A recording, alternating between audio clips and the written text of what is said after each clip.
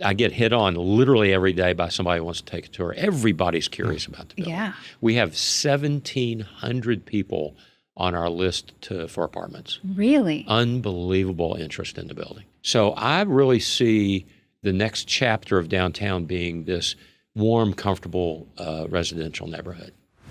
Welcome to Breaking Ground SA, a Rexa podcast where we dig into real estate deals, developments, and decision makers shaping San Antonio. I'm your host, Stephanie Reyes, President and CEO, joined by my co-host, local policy expert, Rob Killen. Let's break some ground.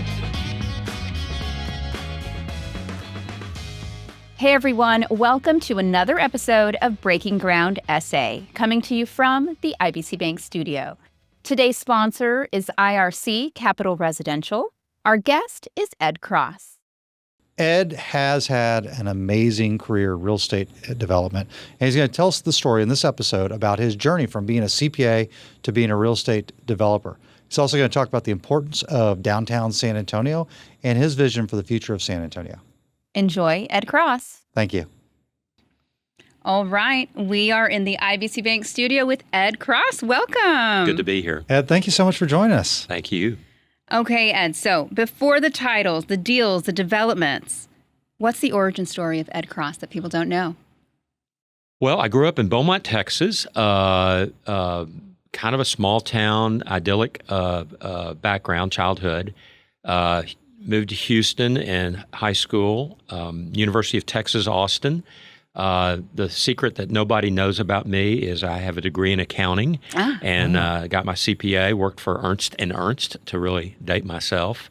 Got into the real estate business in 1980, kind of caught the wave in Houston for a few years, and it crashed mightily.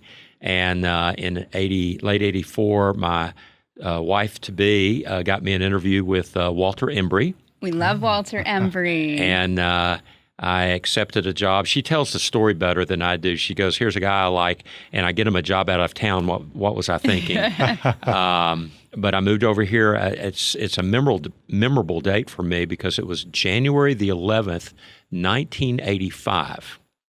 And the importance of that date was it snowed 15 inches Really? The day I moved here.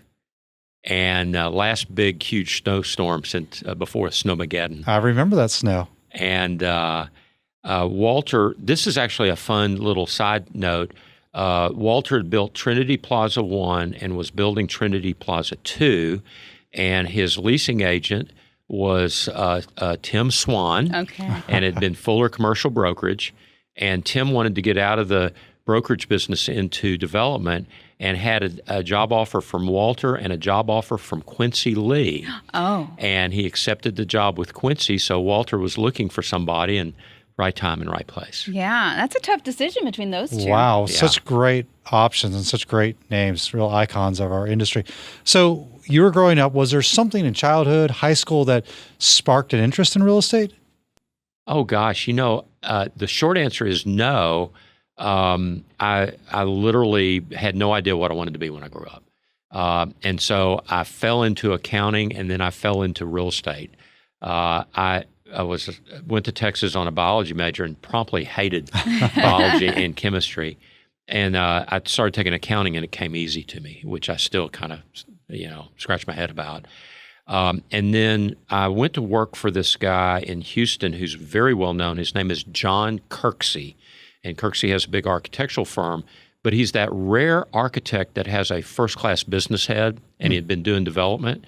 And so I was embedded in this architecture firm doing real estate, and that's where my love of architecture came. Oh, okay. And I just is one of those kind of, the spark was kindled, and I never looked back.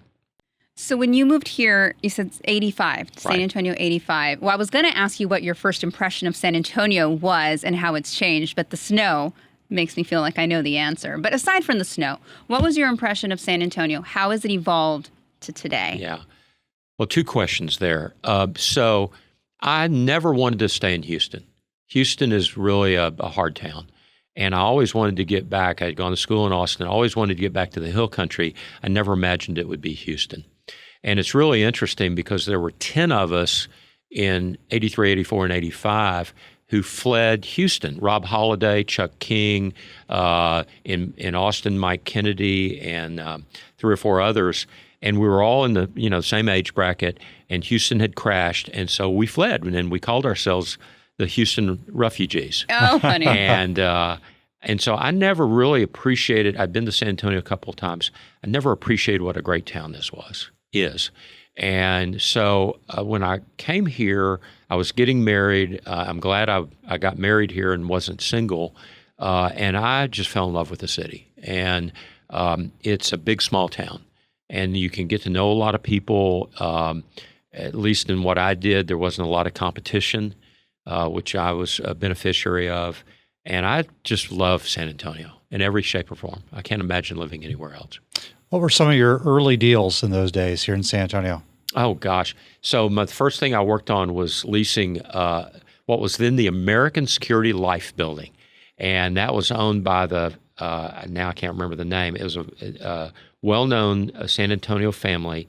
They owned a mall down on 37 South, and they owned this insurance company. And Walter was building the building for them, and I was leasing office space. And the first deal I did of note was with Tom Sinini, and it was at that time it was the Henry S. Miller office.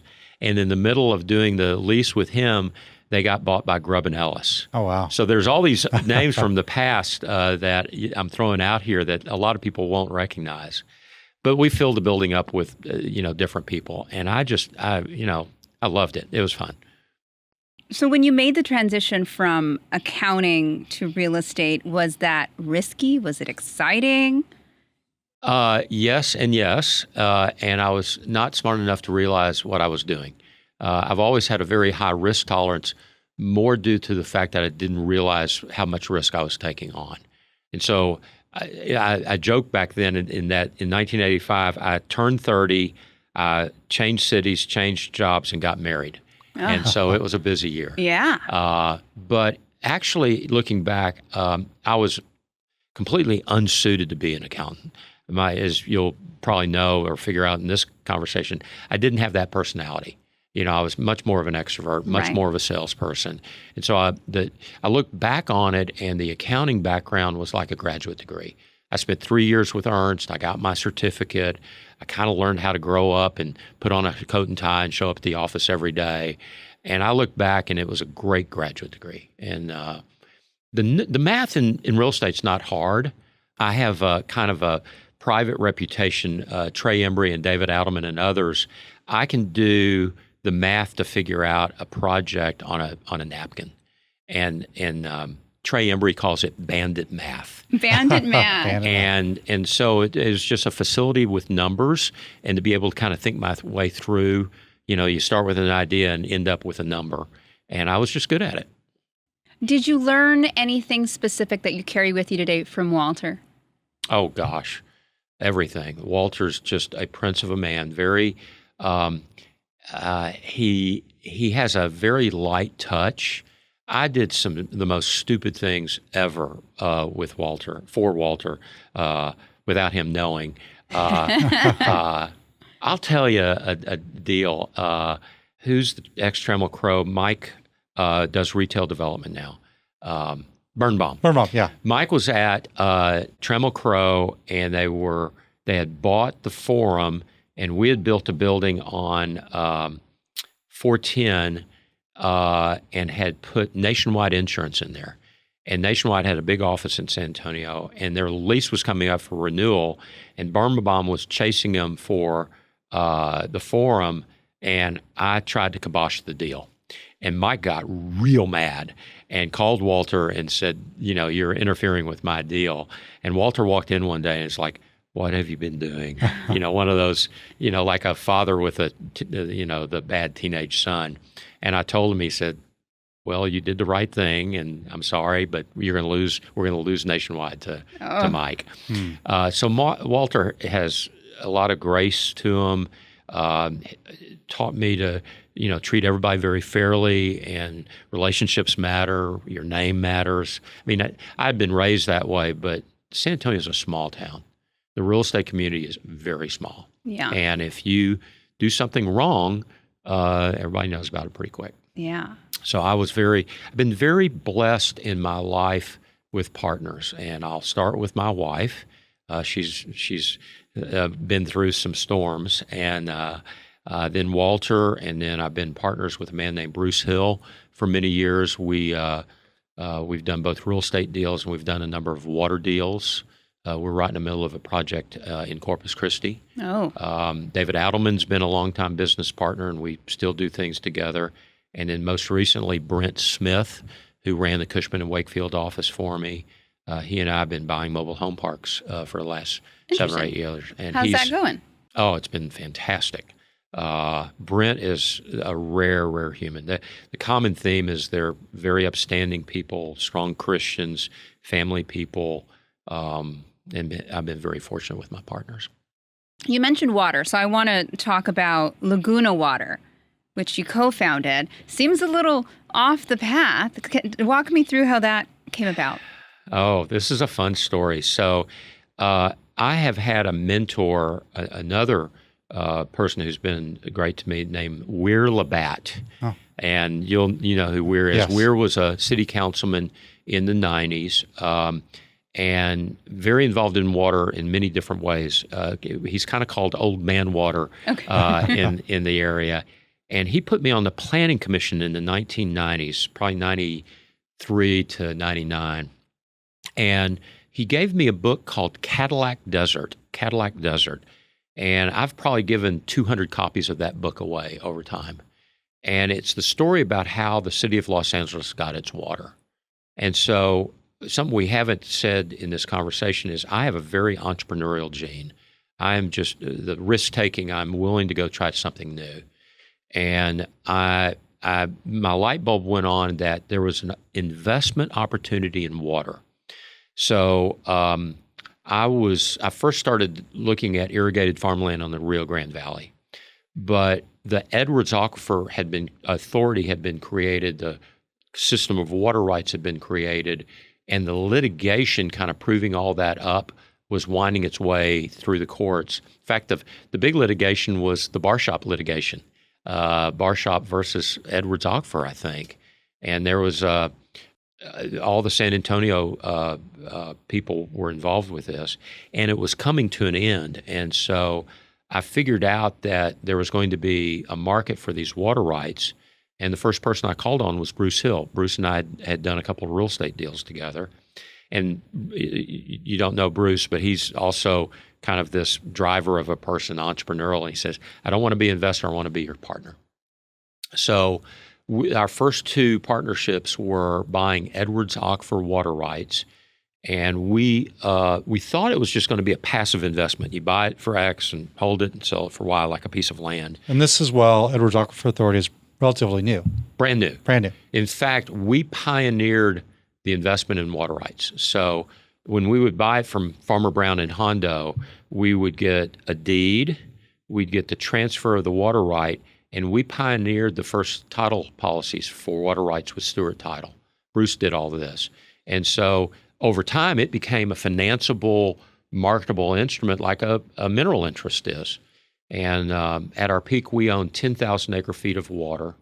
And we had brought in this guy named Dave Schlegel, who's a very gifted water person, and he had leased it to an entity called Bear Met Water, another name from the past. And Bear Met Water had been a creation of Ray Ellison. They were a retail water utility, and we leased it to them, and all of a sudden we were getting a return on our investment. And it was like, this is cool. So the 2 partnerships we did, we had leased that water to them. Bear Met failed and was taken over by Saws, and we woke up one day and our tenant, our lessee, was Saws. Long story short, the price of water went up 5x, and we sold 1/3 of our water rights to Saws, and we took that money and we did 2 things with it. We bought the Canyon Lake Water Supply Company in partnership with San Jose Water. And San Jose is a New York Stock Exchange company, San Jose, California, 1 million customers, big entity. They needed a Texas face, And after about a year, they took us out. Then what was our fourth project is we invested in what was called the Blue Water Partnership. It was led by a similar history guy named Ross Cummings, who is from Austin. He had been a real estate guy and got into water. And he had tied up 70,000 acres in Milam and Burleson County, had leased the water from the farmers, had gotten a permit for the water, and then we came in for additional capital and we said, let's do a pipeline to San Antonio. And so we were, if you would, the point of the spear. And Reed Williams and Berto Guerra had been on the board at past tense at SAWS. They had gone through a couple of RFPs to new water supply. And over a period of time, Ross, negotiating with Reed Williams and Berto, negotiated what we now know as Vista Ridge. Wow. And it was a very, Reed did a great job for the city of San Antonio. It was all the risk on the project was pushed off to us. So we had to do the well field, drill the wells, gathering system, pipeline, finance it. We only got paid if we delivered water. And so he pushed all the financing and construction risk to us, got that done, and successfully on time and on budget. Pape Dawson was the engineer, and Garney was the construction firm. They're on our team on the project we're doing in Corpus. And after it was all proved up and water flowing, money flowing, we exited.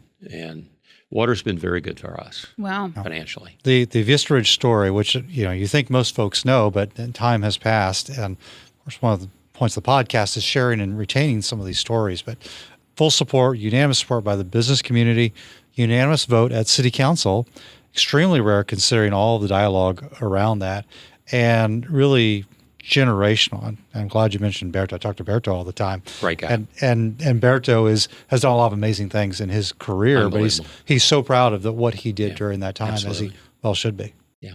It's interesting. This is actually the first time I've ever talked about water. Bruce and I have always been very low key. We don't want to be in the paper. And this is literally the first time I've ever had a public conversation about water. Well, thanks for bringing it here.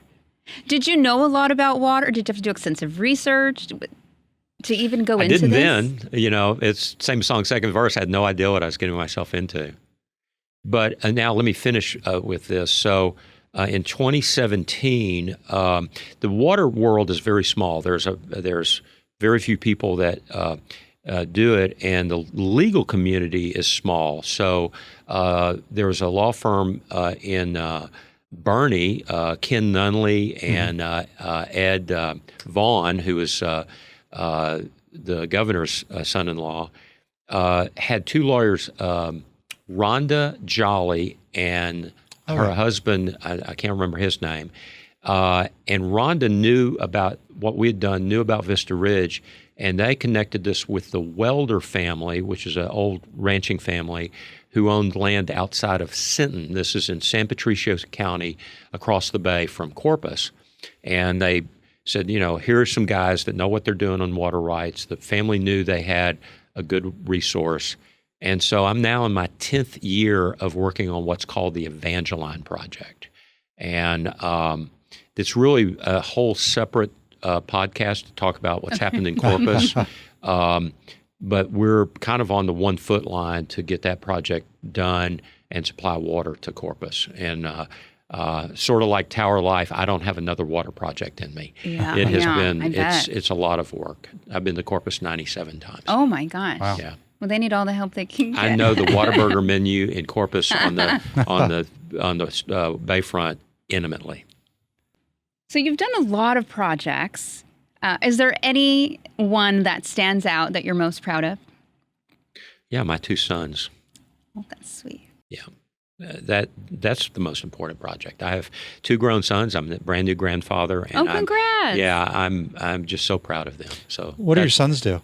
Yeah, my older son has an oil and gas geology background. He works for a hedge fund in New York City. Okay. And my younger son is kind of he's been slow to find himself, and he's now in Chinese medicine school. He And believe it or not, it's Incarnate Word has a Chinese medicine school. So it's Louis Ignacy is on the board, Lionel Sosa is on the board, and it's a dead damn serious school, and he is loving it. He does acupuncture on my wife, not on me. And this semester he's taking his second class in herbs, and they were both raised on Harry Potter. We'd buy Harry Potter the day it came out. So I love giving him this little, poke. It's like, oh, you're taking potions this semester. And so you're a new grandfather. How is that? How's that going? Boy, girl? A little girl, and I don't know quite how to deal with girls. She has me completely wrapped around her finger. Of course she does. She's 11 months old now, and it is just wonderful, wonderful. Other than the fact they live in New York City, and now I'm buying an apartment in New York right now. Of course you are. Golly. So I want to talk about one project that I think is really exciting, Tower of Life. Yeah. So, what I want to talk about the challenge of this project, because you're turning a 1929 skyscraper into modern apartments. About what, 240, 250? 244 apartments. Talk to me about that project. Well, I'm going to have to tell another story first. Sure. So in 2005, I'm 50 years old, and I've done a lot of different developments and investments, and I'm going through a midlife crisis. And I'd had the red sports car, and I didn't want Wife 2.0. So I built a building called the Vistana. And there was two interesting things about that project. I had been very fortunate in my career that I had done the original office lease with a man named Carlos Alvarez. And Carlos had moved up here, and I leased him 1,200 feet, him and a secretary, in 1987, building that Embry had developed called the Registry. And I became Carlos's real estate guy, and I did all of his real estate work. And I had bought a number of office buildings for him. And so I decided I want to build this skyscraper apartment downtown, and I needed to raise money. And I called Carlos, and I said, actually, I've left something out. I'd gone to a political fundraiser with Carlos and his wife, Malou. And Malou is just firebrand of a woman. She is just a hoot.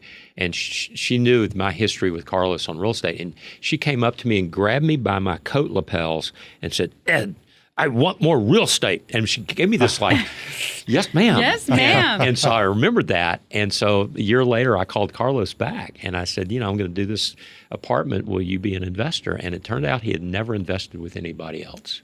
It had always been his own account. He had always paid cash for buildings. Oh, wow. And so he became my partner on Vistana. The man, I was fortunate. When Southwestern Bell moved here, I did that lease on behalf of IBC Bank for Dennis Nixon. And I ended up doing all of AT&T's work for 30 years. And the guy who had run real estate for what was then Southwestern Bell is a man named Mike Edelman. And Mike had taken early retirement. And I said, Mike, come help me build Vistana. And so I had Coach Popovich on my pickup basketball team building Vistana, and Carlos was my equity partner. So Vistana took 15 years of my life. Wow. And but it gave me street cred about doing big, serious projects downtown. Yeah. And so I tell that story to tell this story. In 2009, I get a phone call from Ben Zachary. And so Tower Life had been bought by their grandfather, the patriarch, H.B. Pat Zachary, in 1944. And Pat had left Bartell Zachary, the construction firm, and he left Jim Zachary, an insurance company, and Tower Life Building. And Ben Zachary was Jim's son. So Ben calls me in the fall of 2009. We're about to finish Vistana. And he said, Ed, we know who you are. I knew him from church. Would you come over and talk to us about converting Tower Life to apartments? We've not been able to get it over 40% leased for 10 or 15 years. So you get that phone call, you're on cloud nine. Yeah. And I go over and I spool up, and at the end of the negotiation, Jim just can't part with the building. So says, thank you, and I go away. 5 years past, 2014, I called Ben back. Man, can I make another run at it? He said, sure. So I made a higher price. thought Jim was on board, and he can't sign the contract. He said, I just can't part with the building. So been in the batter's box twice, no luck. So starting in 2014, every 90 days, I called Ben Zachary. How persistent. Hey, Ben, how are you doing? Hey, Ben, did you get rain at the ranch? Hey, Ben, your Aggies look good this weekend. And I called him for 7 years until the fall of 21. And I get back from the summer vacation. Hey, Ben, how are you doing? Ed, I'm fine. It's time to come on down.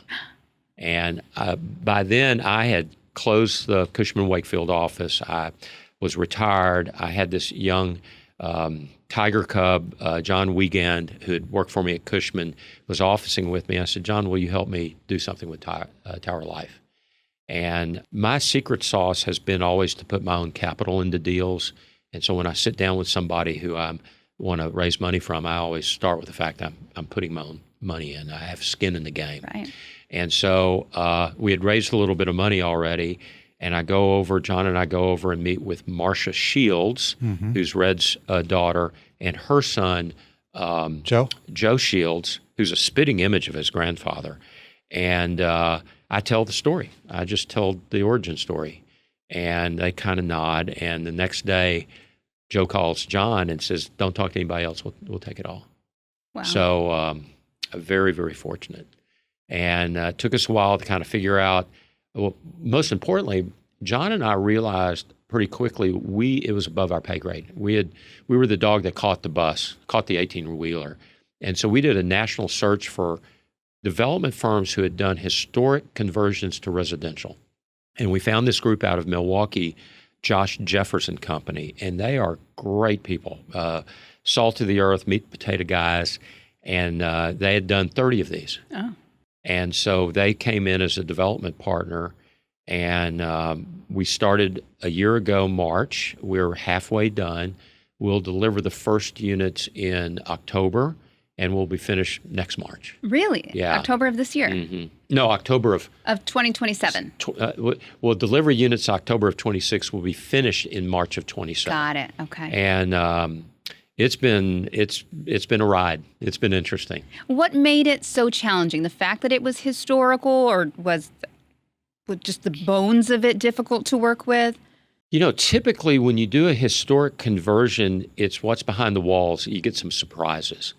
And I always say this about the building. The Zachary family were incredible stewards of the building. When the building was built, it didn't have air conditioning. It didn't have a fire sprinkler, and they put both of those in. They had put new windows in. They had repointed the brick. They had recaulked the building. They had taken a TV antenna off and put the flagpole back on. The building physically was in great condition. And actually, we've had, you always have surprises. We've had very, very, very few. The hard part was figuring out how to finance it. And I just gave a talk at lunch to a bunch of real estate brokers. The capital stack, what we call the capital stack, included a PFC with Bexar County, historic tax credits, and then we did a loan with HUD. If I had had dark hair when I started, it would be this color now. But we got our way through that, very pleased with the outcome, and now it's just executing on construction. And I'm kind of in an observer position now.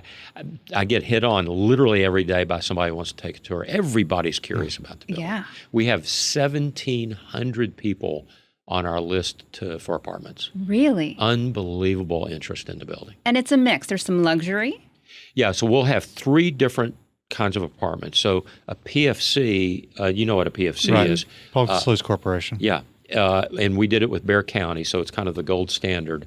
Half of our units will be affordable, half will be market rate. And we're super excited about the affordable because we're already talking to UTSA. And so if you're a student or you work there or you work for Bexar County or the city, you qualify for the affordable units. That's great. Now, I've always wanted my projects to be a mix of ages and a mix of incomes.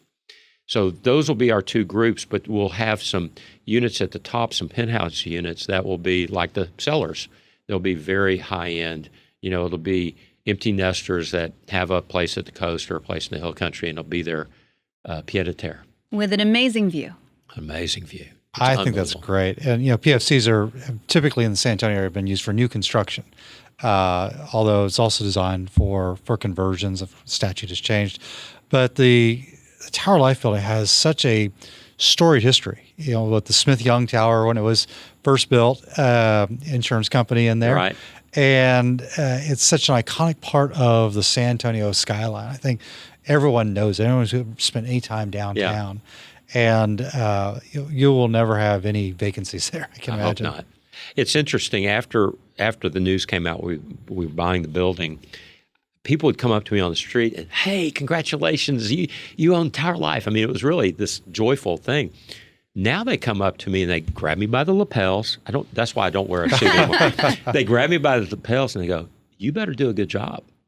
And it's really interesting how it's kind of changed now that we're under construction, this expectation that, we do it right, and I'm comfortable.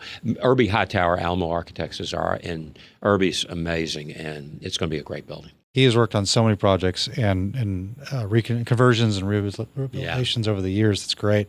The Power Preservation Prom event was there a couple of years ago, I guess. Yeah. 2 years ago? Maybe. Ooh, yeah, at least 2 years ago. Maybe 2.5 now. It was great. But of course, everything was kind of cleared out, gutted at that point. Yeah. But you could already see, the potential there. It's going to be fun. What do you think it's going to do for downtown? Downtown. So I just gave a talk about the history of downtown, and I commented on the fact that we're going through another sea change downtown as a direct result of COVID. And that sea change is the white-collar population has dropped. And a lot of people have moved out of downtown. They've moved to the Pearl. And so Randy Smith coined this phrase that we're going to replace the briefcases with backpacks. I really think downtown turns into a residential neighborhood, that you'll have a bunch of students, the UTSA students, which is the backpacks, and there's actually several great buildings that have conversion potential.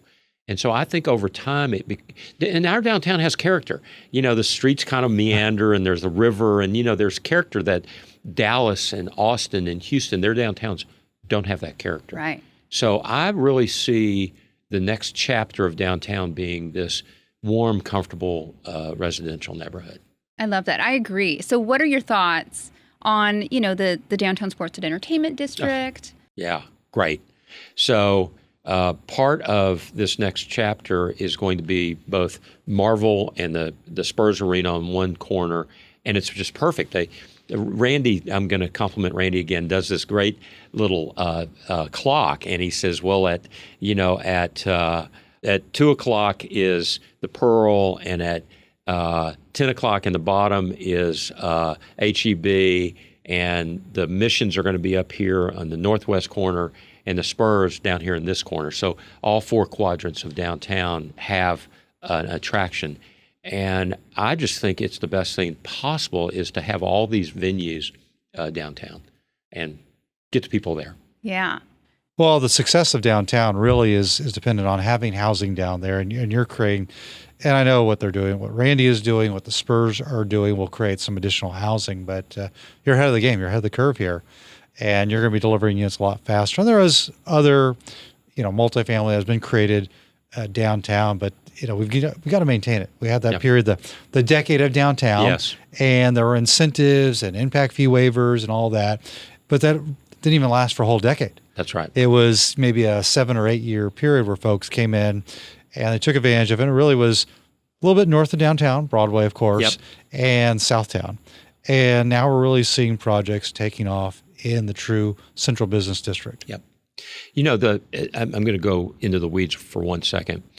COVID emptied downtown of white-collar employees, and now I get people come up to me and they talk about the homeless and they talk about this and that. And part of the problem is there's just not the same number of people on the street. And so the benefit of having 8,000 college students going to school there and 10,000 residents is now the streets become populated again. And now you have activity, and activity pushes things you don't want out. And so the long-term solution is having the sports arenas, having people come down for those things, having people live there. That's what will regenerate downtown. Yeah. What I love about the whole concept is exactly what you're saying. I feel like over the last few generations, it's been to accommodate visitors. Let's make this a place for visitors. Yeah. But all of these plans are to take care of our local residents, give them a spot. Yeah. And I love that the university's there. Downtown is just blossoming. I think we've got a great future ahead. You know, we did we came together as a community, the downtown community. Madison Smith and Pete Cortez led the 2017 bond issue where we really got organized. And we did, on the west side, Zona Cultural. On the north side, we did River North and all the Broadway improvements and Alamo. And just now, here we are, 9 years later, those projects are being finished. And it's improving the streetscape, you know, it's lining the streets with trees. And now all of a sudden you can see the potential of downtown. Yeah. Took a while. So you've had a front row seat to San Antonio's growth. But, you know, what has changed the most over the time since you moved here in 1985? Oh, good question. I would tell you that it's now a big city. And I don't want to say it was sleepy in 85, but we had this burst of corporate energy. You know, Valero became who they are. We had AT&T for years. USA grew up. Kinetic Concepts grew up, Tesoro grew up. And so what had been kind of a insular, small town feel to it, I really feel now that, and we should be proud of this, that we're a big city and that we've got, now we've got the big manufacturing facilities, Toyota, JCB, Navistar. I think San Antonio came into its own. One of the things, I'm going to go down a different road for a second. One of the things which I really don't like is the envy of Austin. And there's a great line about Mexico and the United States, so far from God and so close to the United States. And the same thing can apply for us, you know, so far from God and so close to Austin. And we should not compare ourselves. We are a very unique city. Mark Twain said that 100 years ago. And we ought to be proud of who we are and the character and the differential that we have in San Antonio. And we should build on that. So I'm a big fan. I couldn't agree more. I'm not from San Antonio. Yeah? It is home now. Yeah. But I'm from the Rio Grande Valley. Oh, and, you know, we got here as soon as we could. Yes. We love San Antonio. And we, you know, had the option of Austin, Houston, Dallas. But no, this was home. Yes. Ed, what do you think the challenges are? Looking at the real estate market in general in the San Antonio region, downtown maybe specifically, but just in general, what do you think our greatest headwinds are over the next 5-10 years? I'm going to give you two. I actually thought about this for my talk at lunch, and I'm going to speak first about downtown. Downtown had political support for a long time. Mm-hmm. We had a series of mayors, Julian Decade of downtown, Phil Hardberger. We had mayors who were supportive. Cheryl Scully was supportive. Nelson Wolff was supportive. They really got the idea that downtown drove a lot, and now that's changed. I don't want to criticize anyone, but there's not the same attachment and support for downtown that we've had in the past. So I think that's a headwind. I'm going to go into another tangent. I think the biggest issue for real estate in general and for downtown in specific is that interest rates are going up. Mm-hmm. And before we started talking, you were talking about the only projects that pencil are LIHTC deals. Right. Right now, nothing pencils. I think it's going to be difficult on the development community in particular. Like, how do we stay busy? How do we get projects done when it's so hard to make the numbers work? So that will work out, but it's going to take a while. Well, the first thing you mentioned is within our control, local policy making. Second one's a little bit harder. All right. That is way outside anyone's control here, but certainly on the first one, I think we can work collaboratively to try and change that direction. Yeah, and I'm comforted by the fact that at least on city council, there's a group of people that want to move the city ahead and that are willing to make decisions, perhaps hard decisions, like to support Marvel, like to support the Missions baseball team, that will benefit us.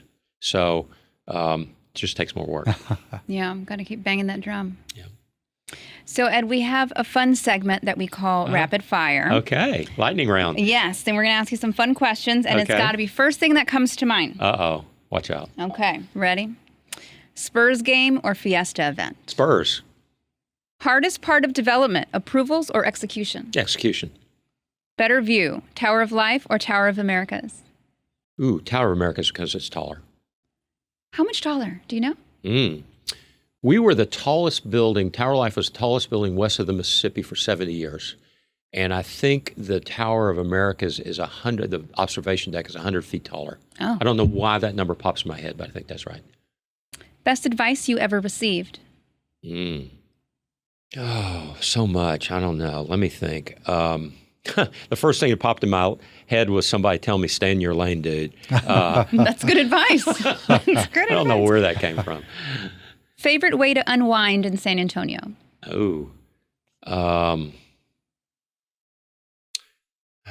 Well, I actually now have a place outside of Castroville that's on the Medina River, and I love the hill country. And it's like the stress falls off when I step out of the car and I don't see anything but nature, and it's cooler and there's a breeze. So for me, it's just getting into the hill country. That's great. That's a good one. Well, this will be the last one. What's one word to describe downtown's future? Oh, bright. Absolutely. Love Downtown San Antonio has a bright future. I love that. Yeah. What a way to close it up. This is great. Ed, thank you so much for joining us You're in the welcome. IBC Bank Studios Yep. for Breaking Ground SA. Yep. And thank you to IRC Capital Residential. Subscribe, comment, and share. Tell your friends all about it. Thank you. See you Keep next watching. episode.